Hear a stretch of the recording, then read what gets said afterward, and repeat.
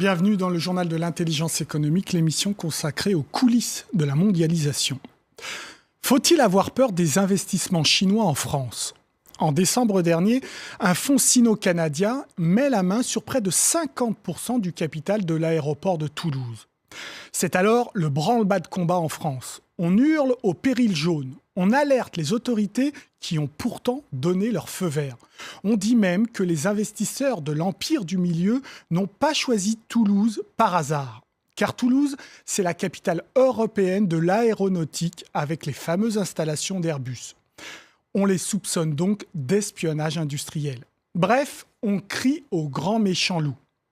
Alors, dans cette actualité, quelle est la part de la réalité ? Quelle est celle du délire paranoïaque ? On décrypte cette information avec Camille Ruatchen, auteur d'un livre sur les investissements chinois en France. Mais avant, notre reportage à Toulouse, signé Marlène Abérard. Après plusieurs mois de suspense, l'État français a fait son choix. Les Chinois remportent la mise. Le consortium Symbiose, composé également de Canadiens, a été retenu pour le rachat de 49,99% de l'aéroport de Toulouse. Le choix fait polémique, plusieurs offres françaises avaient été déposées. Un peu de déception, parce que c'est quand même dommage qu'un fleuron toulousain parte un peu trop à l'étranger.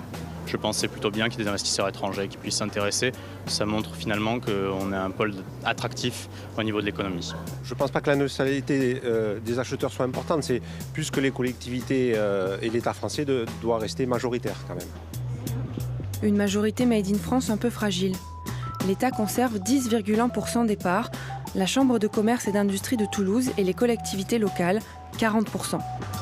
Je crois que ce qui a choqué, c'est que sur un outil comme ça aussi sensible, on ait fait un appel d'offres. Voilà. Moi, j'aurais voulu qu'on fasse un gré à gré. Et puis après, si vous voulez, donc, il est clair que si c'est une signature française, c'est moins inquiétant. On a l'impression de conserver nos pépites. Et puis quand ça part en dehors de la France, c'est un peu plus complexe. Le consortium chinois Symbiose pourrait dans un second temps céder 16% de sa participation. Une occasion pour les acteurs locaux de reprendre la main et de verrouiller leur majorité. C'est 16%, et c'est mon combat ou mon challenge, on l'appelle comme on veut, c'est de les récupérer. Alors, ce n'est pas une chambre de commerce qui peut se payer 16% du capital de l'aéroport. Vous connaissez l'évaluation, plus de 600 millions d'euros, vous voyez ce que ça fait. Donc, on n'a pas les moyens de récupérer ces titres. Par contre, on a les moyens de trouver, de fonder un groupe d'investisseurs pour acheter donc ces titres-là. Un groupe d'investisseurs qui devrait être composé de collectivités territoriales, de banquiers, d'investisseurs locaux et pourquoi pas de simples citoyens. La plateforme toulousaine de financement participatif WeSeed leur propose d'investir. Un geste patriotique, mais aussi une belle opportunité pour faire du business. En fait, cet aéroport et les grands aéroports français sont rentables. Donc cette rentabilité, je pensais qu'il valait mieux faire profiter les Français qui avaient payé avec leurs impôts les infrastructures que le laisser à des grands groupes qu'ils soient français ou étrangers. Le problème n'est pas là. C'est-à-dire au départ, c'était une opération d'investissement. C'est devenu effectivement un acte politique vu la réaction des milliers de Français qui ont adhéré à ce projet de rachat. Au comité régional du tourisme, le CRT, on n'a rien contre les Chinois. Au contraire, on les accueille les bras ouverts. Surtout les milliers de touristes qui pourraient déferler dans la région. On espère donc une ligne directe Toulouse-Pékin. Le fait d'avoir des lignes directes, c'est d'abord des personnes qui vont rester quelques jours sur la région, sur Toulouse et l'ensemble de la région. C'est des personnes qui vont découvrir, en appui de ce que fait le comité régional du tourisme depuis 4 ans sur ce territoire, notre belle région Midi-Pyrénées. Et ça va permettre ainsi d'avoir des arguments de vente régionales beaucoup plus pertinents que d'avoir des touristes qui sont obligés de s'arrêter soit sur Paris, soit sur Amsterdam ou ailleurs. À Toulouse, on est prêt pour les accueillir. On a même imprimé les brochures touristiques en chinois. Quant aux investisseurs locaux, ils attendent de Symbiose qu'il tienne sa promesse pour lui racheter 16% de ses parts.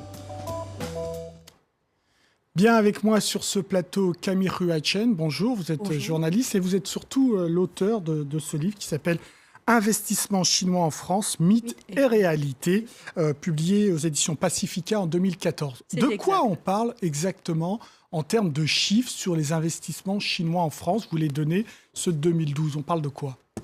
Alors en 2012, disons que les Chinois, ils ont investi beaucoup plus en France qu'ils ne l'avaient fait avant.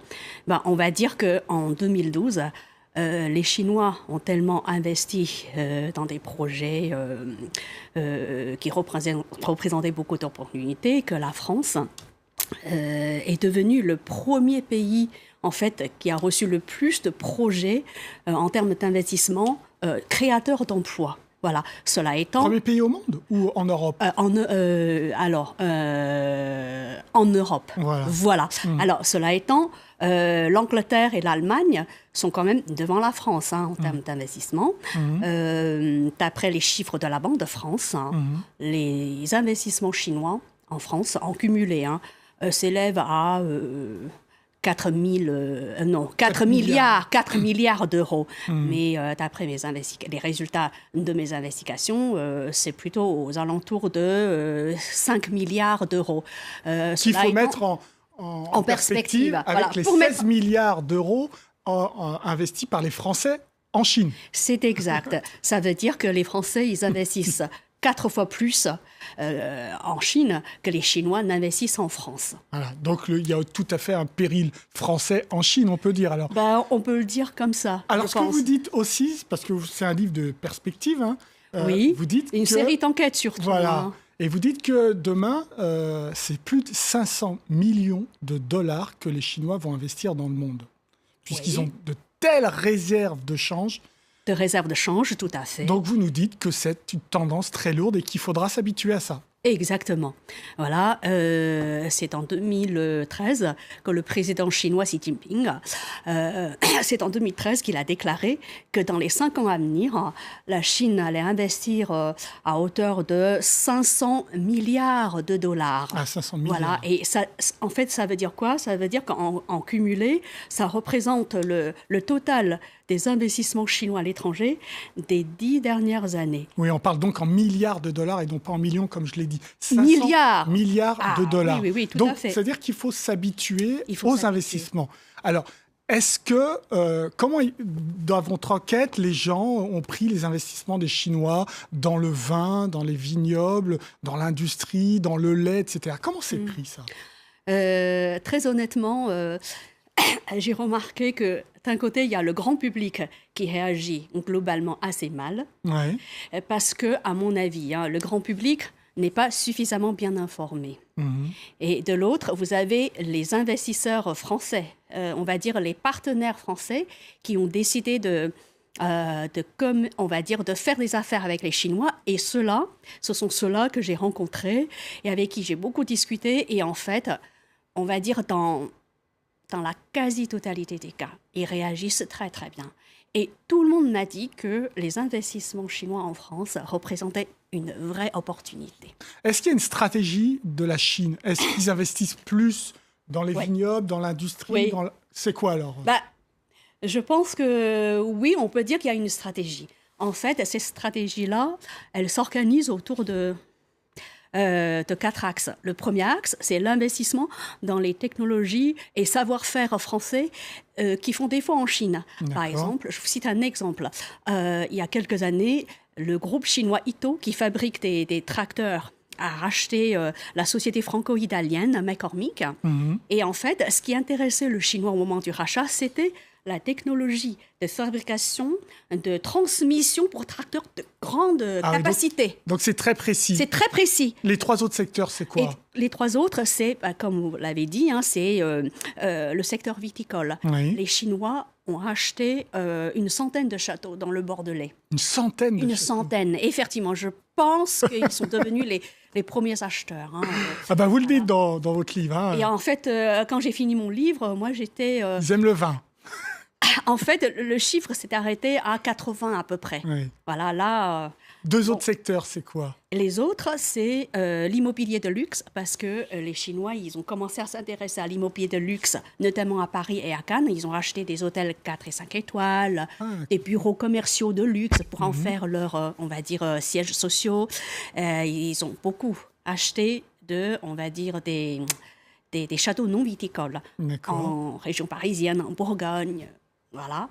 Et le quatrième secteur, c'est l'achat de marques mondialement connues, comme par exemple le rachat du magasin, enfin de la célèbre marque Marionneau.